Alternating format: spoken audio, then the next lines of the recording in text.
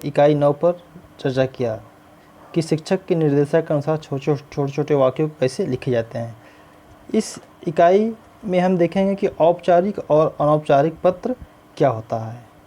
जैसा कि आप को दिख रहा है कि पत्र लेखन एक कला है, फिर भी हम अपने दैनिक जीवन में कला की दृष्टि से और व्यवहार के जीवन में पत्र का ही प्रयोग करते हैं। हम ये तो जानते हैं कि ये कला है, ज़िंदगी जीना भी एक कला है। व्यवसाय तो बिना पत्रों के आदान प्रदान के अधूरा और अपंग बनकर रह जाता है। पत्र लेखन व्यवसाय या किसी भी कार्यालय की संरचना, व्यवस्था तथा व्यावसायिक उन्नति की क्रमिक कड़ी है। अब हम यहाँ चर्चा करेंगे कि औपचारिक और अनौपचारिक क्या होता है। औपचारिक में समय, स्थान, काल निर्धारित होता है और अनौपचारिक क्या होता है। अनौपचारिक में काल, समय, स्थान निर्धारित नहीं होता है। यह क्या होता है, ऐच्छिक होता है, अपने अनुसार। औपचारिक में हम अपने अनुसार कुछ नहीं कर पाते हैं, सब इस संस्थान द्वारा, किसी कार्यालय द्वारा सब कुछ बता हुआ कि इतने बजे आपको आना है, इतने बजे जाना है। और अनौपचारिक में ऐसा नहीं होता, वहाँ पर समय बाउंडेशन नहीं होता है। अब उसके बाद हम बात करते हैं कि अब औपचारिक और अनौपचारिक पत्र के बारे में बात करते हैं। औपचारिक पत्र की आवश्यकता क्यों पड़ी और अनौपचारिक पत्र की आवश्यकता क्यों पड़ी। औपचारिक का प्रयोग कहाँ करते हैं और अनौपचारिक का प्रयोग कहाँ करते हैं। जब हम कार्यालय, किसी भी कार्यालय के लिए, चाहे वो कॉलेज, संस्थान, कहीं कचहरी, अदालत में, तो वहाँ पर हम क्या करते हैं, औपचारिक पत्र का प्रयोग करते हैं। औपचारिक पत्र में हम अपनी बातों को सरलतम रूप में रखते हैं। औपचारिक पत्रों में अलंकारों की भाषा का प्रयोग नहीं करते हैं। औपचारिक पत्र में कम से कम शब्दों का प्रयोग करते हैं और अपनी बात को जल्द से जल्द उस संस्था के प्रति हम रख देते हैं। और अनौपचारिक क्या होता है, अनौपचारिक हम अपने माता पिता, चाचा चाची, ताता ताऊ से ही हम करते हैं। अब आगे हम बात करते हैं कि पत्रों के लेखन के प्रारूप के आधार पर पत्रों के प्रकार, घरेलू पत्र और कार्यालयी पत्र। अभी हमने चर्चा किया, जो आपका घरेलू पत्र होता है वो क्या होता है, वो अनौपचारिक पत्र होता है। उसमें हमें कोई बाउंडेशन नहीं रहता कि हम इतने शब्दों में लिखना है या क्या लिखना है, ऐसा कुछ भी नहीं होता है। उसमें घरेलू पत्र लिखने में हमें अलंकारों की भाषा का प्रयोग कर सकते हैं, बातों को घुमा फिरा कर लिख सकते हैं, ज़्यादा शब्दों में कम बात लिखते हैं हम। ये सब क्या होता है, घरेलू पत्र हैं। उसके बाद है कार्यालयी पत्र। कार्यालयी पत्र है जो कि हमारे व्यवहारिक जीवन में इसका बहुत ही काम पड़ता है। अब एक देख लेते हैं कि एक पत्र का प्रारूप देख लेते हैं कि कैसे हम लिखते हैं कार्यालयी पत्र। जैसे कि प्रधानाचार्य को अवकाश हेतु आवेदन पत्र का नमूना। सेवा में सब उसके नीचे लिखेंगे प्रधानाचार्य, प्राइमरी विद्यालय, बस। उसके बाद लिखेंगे महोदय, सविनय निवेदन है कि मेरे द्वारा दिनांक इतने को अवकाश प्रदान करने की कृपा करें क्योंकि मेरा स्वास्थ्य ठीक नहीं है। उसके बाद आपका प्रिय शिष्य मनमोहन। तो ये क्या हुआ, ये आपका कार्यालयी पत्र है। कार्यालयी पत्र में क्या करते हैं हम, पत्र के बाईं ओर लिखने के बाद अपना नाम लिखते हैं। उसके बाद महोदय या महोदया संबंध करते हैं। जब हम पत्र लिखते हैं तो उसमें सविनय निवेदन है लिखते हुए अपनी बात को हम सक्षम अधिकारी के सामने या कार्यालय के सामने या कॉलेज या संस्थान में अपनी बात हम रखते हैं। हम जब कार्यालय पत्र लिख रहे थे तो हमें यह ध्यान देना चाहिए कि उसमें हम ज़्यादा रस का प्रयोग न करें, ज़्यादा छंदों का प्रयोग न करें, ज़्यादा अलंकारिक वाक्यों का प्रयोग न करें। हम अपनी बात को सीधे सीधे स्पष्ट रखें ताकि जिस अधिकारी, जिस संस्था, जिस कॉलेज के पास हम अपने जिस उद्देश्य को लेकर पत्र लिख रहे हैं उस उद्देश्य को तुरंत वह संस्था, वह कार्यालय, वह अधिकारी समझ जाए। और एक चीज़ और, कार्यालय पत्र लिखते हुए हमें यह ध्यान देना चाहिए कि हम किस अधिकारी को कौन सा पत्र लिख रहे हैं। यहाँ पर यह महत्वपूर्ण बात है कि कार्यालयी पत्र आप जब भी लिख रहे होते तो वहाँ पर विषय ज़रूर लिखें। विषय से क्या हो जाता है कि अधिकारी समझ जाता है कि यह जो 4 लाइन या 5 लाइन आप लिखें इसका मूल क्या है, मूल क्या है। अब यहाँ पर आप थोड़ी हम चर्चा घरेलू पत्र की कर लेते हैं। घरेलू पत्र कहाँ कहाँ सब लिख सकते हैं? पिता पुत्र पर, पुत्र पिता पर, माता पुत्र पर, पुत्र माता पर, मित्र मित्र में, गुरु शिष्य पर, शिष्य गुरु में। ये सब क्या होता है? यहाँ पर आपका घरेलू पत्र होता है। घरेलू पत्र का संबोधन हम करते हैं प्रिय पिताजी, प्रिय माताजी, प्रिय गुरु, श्रद्धेय गुरु जी। ये क्या करते हैं? ये सब आपका क्या हो जाएगा यहाँ पर? ये आपका पारिवारिक पत्र में चला जाएगा।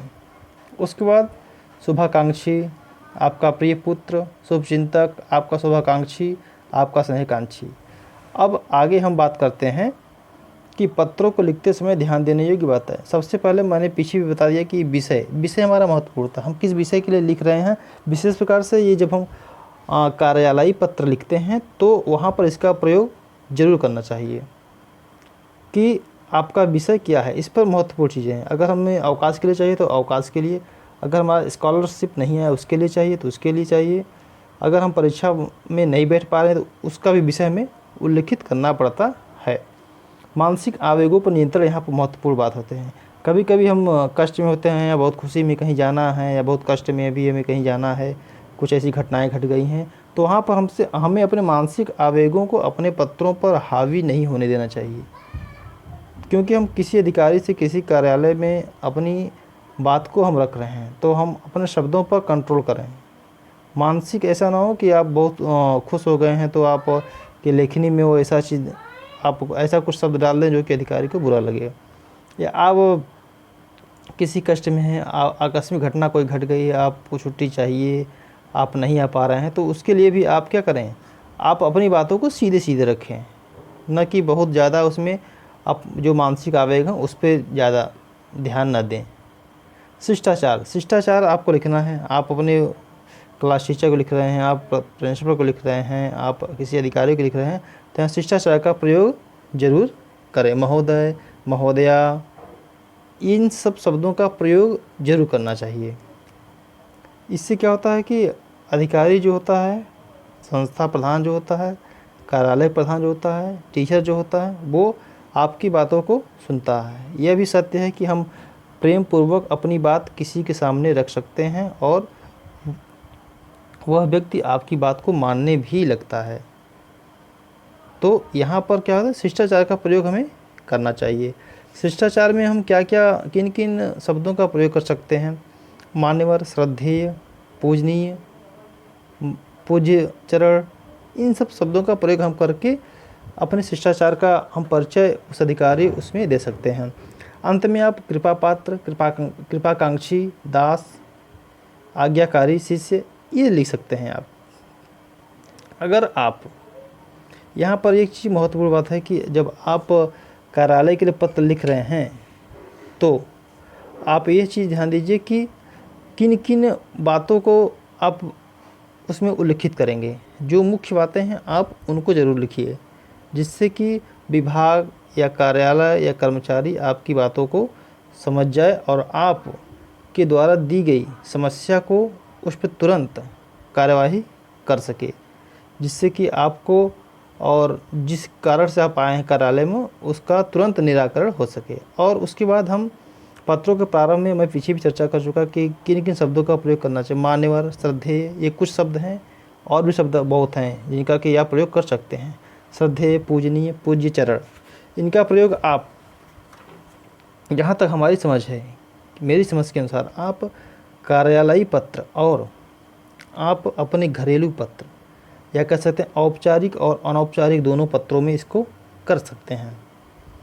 क्योंकि यह भी सत्य है कि किसी को आप सम्मान देंगे तो उसे बुरा नहीं लगेगा। तो यहाँ से आपकी बात, आप औपचारिक पत्र लिख रहे हैं तब पर भी और अनौपचारिक पत्र लिख रहे हैं तब पर भी आपको मान्यवर, श्रद्धेय, पूजनीय, पूज्य चरण आदि शब्दों का प्रयोग कर सकते हैं और करना चाहिए, जिससे कि आप सामने वाले अधिकारी के पास जो भी आपकी समस्या है उसको आप अच्छे से यहाँ पर रख सकें। यहाँ पर कुछ ऐसे शब्द आते हैं जो कि पारिवारिक वाले में देख लीजिए। पारिवारिक पत्रों में भेजने वाले और पाने वाले के बीच संबंध होते हैं, उन्हीं के अनुसार संबोधन, अभिवादन और स्वनिर्देशन में अंतर आता है। स्वनिर्देशन क्या होता है? स्व मतलब अपना, निर्देश मतलब अपने अनुसार निर्देश करना, अपने को ही अपने अनुसार निर्देश करना। हम किसको भेज रहे हैं पत्र? पिता को भेज रहे हैं। अगर पिता को पुत्र भेज रहा है तो उसका संबोधन अलग होगा, और अगर पुत्र पिता को भेज रहा है तो उसका संबोधन अलग होगा। माता को लेटर अगर पुत्र भेज रहा है तो उसका संबोधन अलग होगा, और पुत्र अगर माता को भेज रहा है तो उसका संबोधन अलग होगा। अगर पुत्र माता को भेज रहा है क्या लिखेगा? पूजनी माता जी। अगर माता पुत्र को तो प्रिय पुत्र वो लिखेगा। मित्र मित्र को लिख रहे हैं तो प्रिय मित्र अरविंद जी, जो भी आपके मित्र होंगे। अगर गुरु लिख रहा है शिष्य को तो क्या करेगा? प्रिय राम, जो भी उसका नाम होगा वो लिखेगा। और शिष्य गुरु को लिख रहा है श्रद्धेय गुरु जी, श्रद्धेय गुरु जी, माननीय गुरु जी, पूजनीय गुरु जी, ये आप लिख सकते हैं। हमें अपनी अपनी भाषा को विनयपूर्वक रखना चाहिए, ताकि जब वो कहा जाता है कि फर्स्ट इम्प्रेशन लास्ट इम्प्रेशन, तो इसलिए हमारे जो पत्र का प्रारंभ हो वो आकर्षक और प्रभावशाली होना चाहिए, जिससे कि अधिकारी आपकी बात सुन सके। अब यहाँ और भी चीज़ें हैं कि इसमें ध्यान देने की बातें क्या क्या हैं। सबसे पहले कि आपकी लेखनी स्पष्ट हो। आप अगर नहीं लिख पा रहे हैं तो आप एक बार रफ वर्क करके आप देख लीजिए कि हमारी लेखनी सही है कि नहीं है। उसमें कुछ शब्द होते हैं कि आपको वहाँ प्रयोग नहीं करना चाहिए। अब किसी अगर विद्यालय पे आप लिख रहे हैं, आवेदन पत्र में विद्यालय के प्रधानाचार्य या शासकीय विभाग के किसी अधिकारी को तथा किसी फर्म को अधिकारी लिखे जाते हैं, तो आपको यहाँ क्या अभिवादन नहीं लिखा जाता है, सीधे निवेदन लिख कर वर्ड विषय आप लिखिए कि सीधे निवेदन उपरोक्त विषय के अनुसार महोदय फला फला फला फला फला ये करने की कृपा करें। और नीचे क्या लिखना है आपको?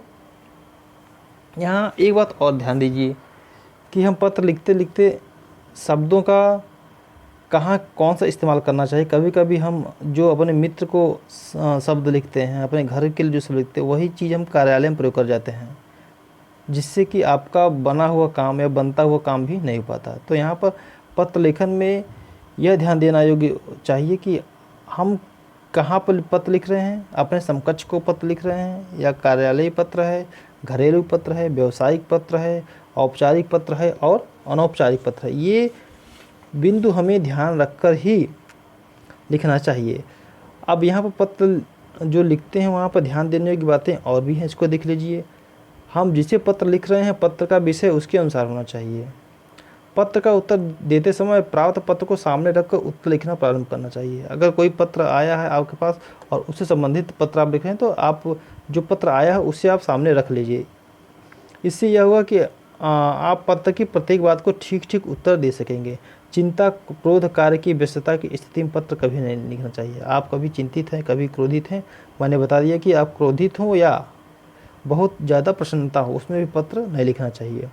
उसके बाद क्या है, पत्र लेखन के समय संबंध और शिष्टाचार का पूरा पूरा ध्यान रखना चाहिए। पत्र में ऐसा कोई बात न हो कि पत्र पढ़ने वाला दुखी हो, पत्र पढ़ने वाला दुखी न हो, ऐसी कोई बात आप न लिखें। वही क्या है, शब्द ही क्या है आपका परिचय देता है, शब्द ही ब्रह्म है, शब्द के अनुसार ही आपकी परिचय होती है। उसके बाद क्या होता है, पत्र की भाषा सरल और स्पष्ट होनी चाहिए। मैंने बताया कि पत्र को बहुत घुमा कर नहीं लिखना चाहिए। अगर आपको अवकाश चाहिए तो अवकाश के लिए चिट्ठी लिखें। हाँ, और एक चीज़ और ध्यान देना चाहिए कि आपकी भाषा एक तारतम्यता हो, उसमें ऐसा ना कहीं शब्द आकर एकदम टूट गया। तारतम्यता के अनुसार पत्रों का जवाब देना चाहिए, या पत्र जब लिख रहे हैं तो पत्रों का ये करना। अकारण है साहित्यिकता पत्र के लिए ठीक नहीं होती है। अकारण है साहित्यिकता, वह मैंने बता दिया। साहित्य में क्या होता है, रस, छंद, अलंकार, अभिधा, लक्षणा, व्यंजना प्रयोग नहीं करना चाहिए। हाँ, आपके शब्द शक्तियाँ होती हैं तो उसमें अभिधा, लक्षणा और व्यंजना होती है, तो आप हमेशा यह कोशिश करें कि आपकी बात अभिधा में ही रखी जाए। यहाँ पर अभिधा क्या होती है, जो बात हम सीधे सीधे रखते हैं, सामने वाला सीधे से समझ जाता है, वो क्या होती है, अभिधा होती है। और आप इस वीडियो में इकाई 10 जो कि था आपका औपचारिक और अनौपचारिक पत्रों का लिखना, उसके ध्यान देने की बातें, कौन कौन से प्रकार होते हैं, यह इस वीडियो में हमने जाना। यह आपकी इकाई 10वीं है और आप इस वीडियो को ध्यानपूर्वक देखें और सुने, रिवीजन करें। और इस वीडियो को सब्सक्राइब ज़रूर करें, जिससे कि जो भी नई वीडियो आपके पास मैं डालूं तो वो आपको तुरंत सूचित हो जाए कि इस डीएलएड सेमेस्टर से संबंधित आपके पास वीडियो अपलोड हो चुका है, जिससे कि ऐसा ना हो कि कोई वीडियो आपसे मिस्टेक हो जाए। आज हमने औपचारिक और अनौपचारिक पत्र क्या होता है, इसके प्रकार कौन हैं, घरेलू और कार्यालयी पत्र होते हैं, इसमें ध्यान देने योग्य बातें कौन कौन हैं, इत्यादि बिंदुओं पर हमने चर्चा किया है। और आप अगली वीडियो के लिए तैयार रहें। तब तक के लिए धन्यवाद।